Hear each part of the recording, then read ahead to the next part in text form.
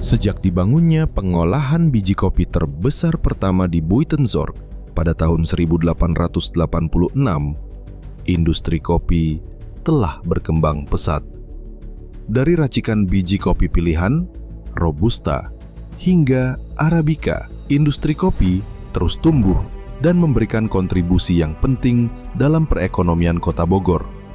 Pengusaha kopi mulai bermunculan menjual komoditi unggulan kolonial ini, serta menyediakan kopi eceran bagi kebutuhan lokal. Salah satunya adalah kopi bubuk cap kacamata, yang telah menjadi kebanggaan warga kampung Arab di Empang, Bogor. Pendiri awalnya adalah seorang Tionghoa asli bernama Yo Hong Keng, yang lahir pada tahun 1902. Namun, di kalangan masyarakat setempat, dia lebih dikenal dengan sebutan Bah Sipit. Bah Sipit itu kan memang dia jual kopi ya. Orang-orang Arab kan penyuka kopi. Dan kalau kita bicara ke masa lalu, walaupun Bah Sipit itu kan sekitar tahun 1925 dia baru buka toko di kawasan Empang ya, yang aturan sistem kependudukan itu udah nggak berlaku lagi sebetulnya, tetapi agak masih ketat gitu, nggak bisa sembarang orang-orang di luar orang-orang Arab itu bisa tinggal di satu kampung dengan orang-orang Arab. Bah Sipit itu punya keistimewaan, sepertinya ada pengecualian. Bah Sipit boleh buka toko di situ.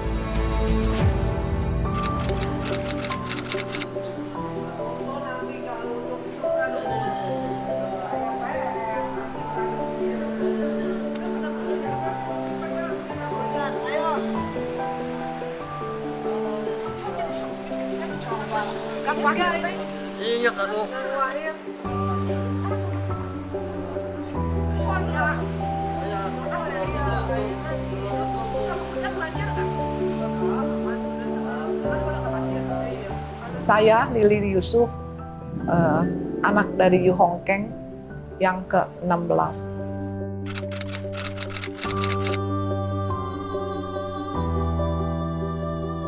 Kenalin saya nama Yu Unmo, anak ke-17 dari Yu Hong Keng.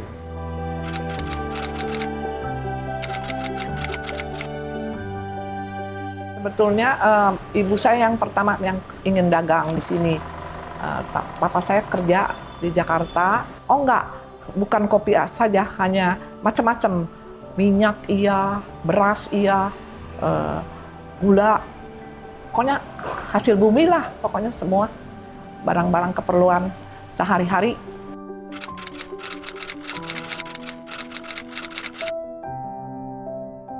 Dia tuh kepengen terkenal ya kopinya ya. Jadi kalau misalnya, herannya tuh saya juga bingung. Kalau waktu digiling, kalau kopi muda, kan sebelumnya digiling kan dipilihin dulu. Batu-batunya ini misalnya ada batu apa diinihin. Begitu, kalau kopi muda tuh begitu digiling nggak wangi. Nah ini kopi muda. Terus sama suruh pegawai, ada pegawai yang namanya si Endi itu ya. Masukin lagi nih kopi ke karung, terus jahit katanya. Balikin nanti kalau hari apa, kan datangnya seminggu 2 kali ya, kopi itu dibalikin, tuker, nggak mau dijual, karena kita jaga nama dong. Udah capek-capek dagang, kalau nggak jaga nama bagaimana tuh?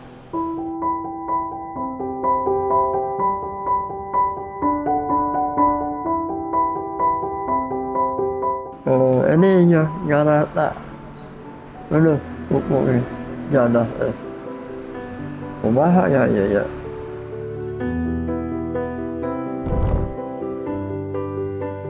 Warisan bukan hanya tentang harta, melainkan tentang nilai dan tradisi yang dijaga dan dilestarikan dari generasi ke generasi, sehingga keindahan dan kearifan leluhur tetap hidup.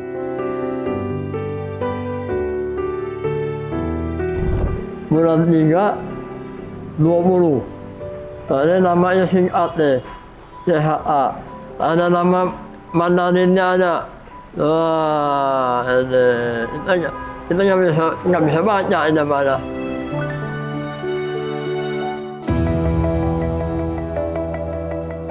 Yu Hongkeng ini dia bergaul ya. Bergaulnya malah dengan orang-orang Arab yang pendatang pertama, yang kita tuh sebutnya dengan sebutan Arab Bulaiti ya, Sengke atau Arab Sengke yang lahir dari mereka datang dari Hadramut, kemudian mereka menetap di Empang.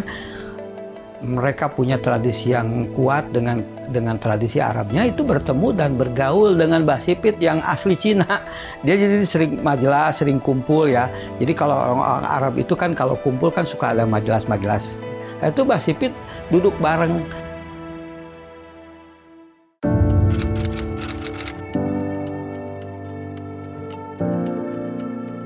Kalau orang-orang tua dulu ya nyebutnya nggak pernah ngomong Mbah Sipit, tapi kopi Hongkeng.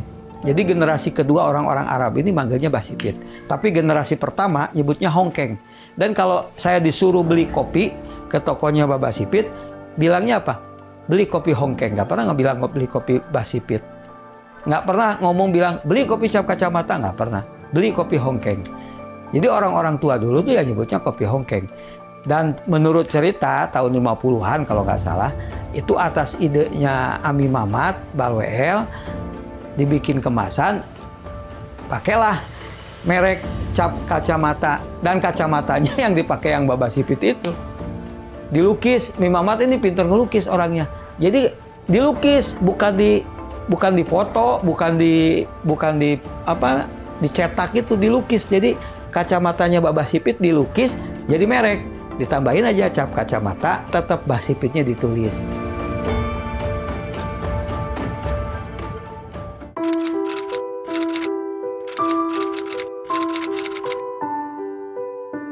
Kita juga nggak tahu kapan Mbah Sipit itu wafat.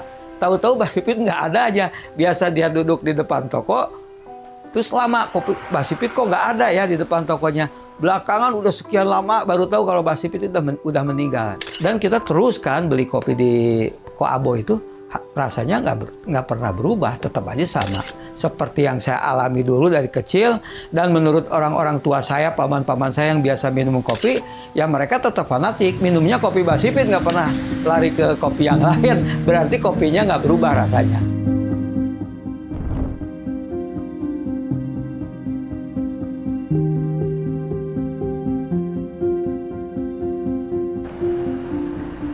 Saya Uniarti Kosasi, istri dari Bapak Budi Yusuf dan menantu dari Bapak Yu Hongkeng alias Mbah Sipit. Ngurusnya sejak tahun 1966. Pas saat itu udah sedang rusuh-rusuhnya, pikiran ngapain di Jakarta, kuliah enggak, ya udah pulang aja narusin toko.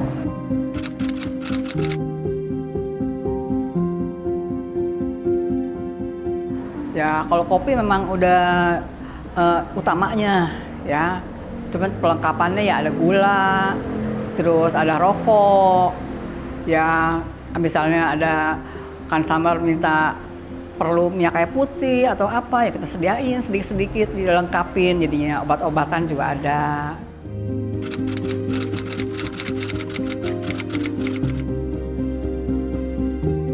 Ya sejak 2014 suami udah mulai sakit-sakit begitu, jadi nggak konsentrasi.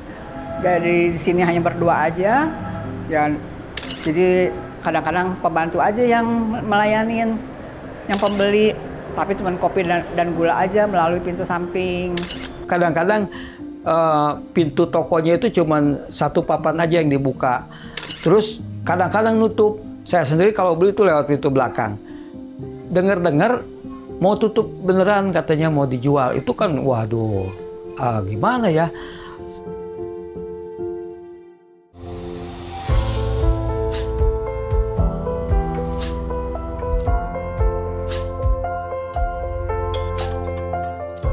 Saya Nancy Wayuni, saya generasi ketiga Kopi Mbah Sipit yang tahun ini merayakan anniversary ke 100 tahun. Kedai ini tahun ini alhamdulillah bisa bertahan 100 tahun. Jadi saya memang merasa kayaknya jalan hidup saya akhirnya membawa saya sampai di kopi ini. Kopi saya itu membebaskan, kita tidak pernah diarahin untuk nerusin gitu ya.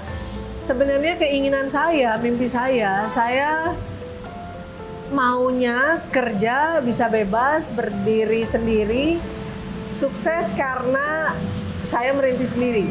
Keinginannya sih mau financial freedom lah. Karena saya punya mimpi, saya pengen bisa jalan-jalan ke luar negeri, dan karena keinginan itu saya merasa kalau saya nerusin toko, saya akan terjebak nih untuk jaga toko.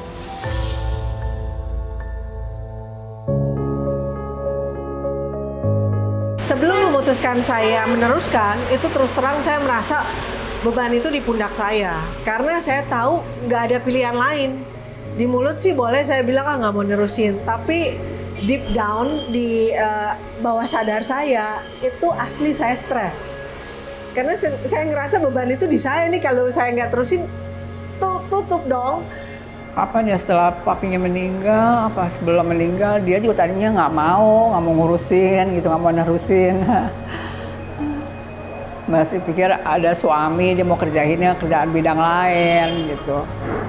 Akhirnya mungkin ya dapat bisikan juga, dapat ketukan hatinya, akhirnya dia mau juga nerusin. Ya kan pikir-pikir sayang ya, tempat udah ada, nama udah ada. Ya akhirnya dia mau juga ngelanjutin, kalau nggak ada penerusnya.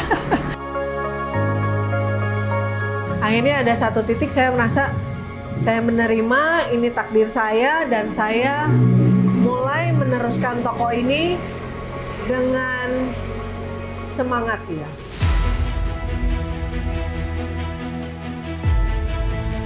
Terima kasih kemarin sudah bekerja keras dan hari ini datang tepat waktu.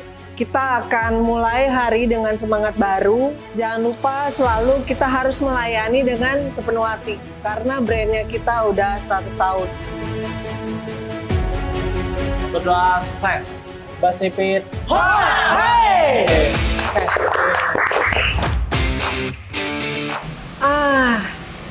Ketika saya meneruskan, saya menyadari kondisi ini mulai berbeda.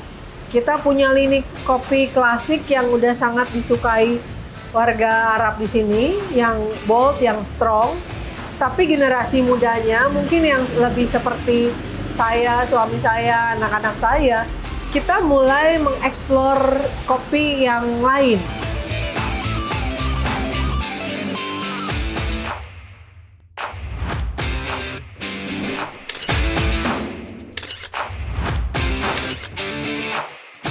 Ya tadi bisnis saya ini kayaknya saya meneruskan benar-benar mulai dari awal tanpa ada guru yang bisa ngajarin, berusaha belajar sendiri, bertahap pelan-pelan. Tadinya yang toko kelontong, akhirnya saya fokusin hanya di kopi saja.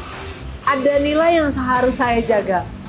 Nilai kemurnian kopi yang kita berani sebut kopi kita ini murni, tulen dengan rasanya yang konsisten, itu menurut saya satu tanggung jawab yang sangat berat. Ya saya menikmati prosesnya, enjoy, dan bisa seperti sekarang, ya inilah.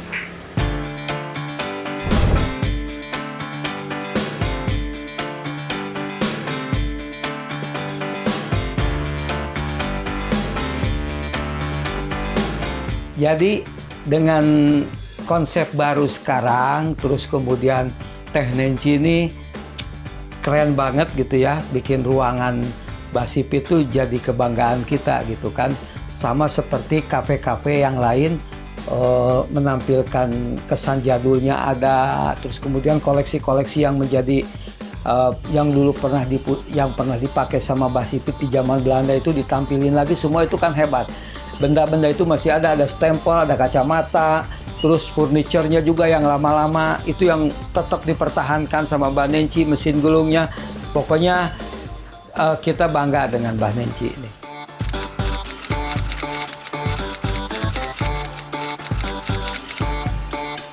Sekitar tahun 2021 atau 2022 ya saat itu kalau nggak salah, habis pandemi. Berapa kali saya lewat ke sini itu pintunya selalu tutup. Kami dulu coba ketok-ketok juga nggak ada yang buka pintu gitu. Kopi Basipit adalah wajah dari multikultural di Kota Bogor. Ini yang sering kita gaung-gaungkan di Bogor Historical Walk. Basipit ini keturunan Tionghoa. Dia buka toko kopi di tengah-tengah kawasan orang Arab dia bergaul dengan kalangan orang-orang Arab, dan pembelinya adalah mayoritas orang-orang Arab. Ini multikultural yang sangat menarik. Kisah kita itu disegregasi oleh pemerintah kolonial, tapi manusia itu tidak bisa kehilangan rasa kemanusiaan. Nah, jadi Kopi Basipit menurut saya adalah cerita tentang multikultural. Cerita tentang keberagaman di Kota Bogor yang sudah terjalin ratusan tahun lalu. Wajah Bogor adalah wajah toleran, dan wajah Bogor adalah terdiri dari berbagai budaya yang membuat kota ini kaya. Itu jadi menurut saya, ini lebih dari sekedar kopi, ini adalah cerita tentang Kota Bogor.